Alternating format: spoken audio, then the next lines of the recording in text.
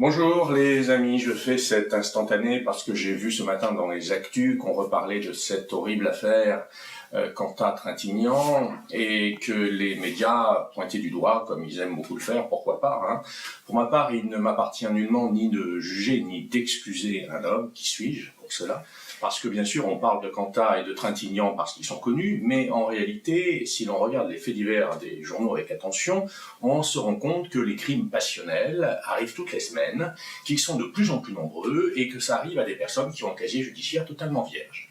Et personne ne se pose la question de savoir mais comment ça se fait et qu'est-ce qu'on pourrait faire pour que cela ne se produise pas.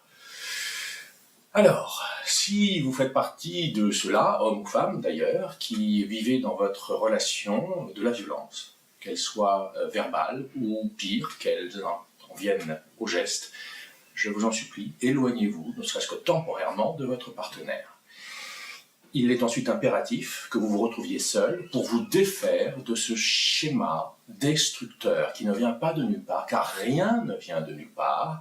Quand on se bat comme ça avec son partenaire, c'est que l'on rejoue un schéma de vie douloureux qui, en général, a été engendré dans notre prime enfance, dans notre rapport à notre mère ou à notre père, ou suite à un ressentiment, par exemple, qui n'a pas du tout été évacué suite à une rupture sentimentale, par exemple. Alors, à ce moment-là, je vous invite à faire le verbe 37 que voici.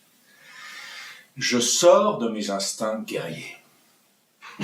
Plus rien en mon être et dans mes corps ne connecte désormais avec le drame et les jeux de rôle liés au besoin de reconnaissance, sentiment d'être mal aimé, complexe de rejet ou d'abandon. Je me déconnecte complètement de ces schémas.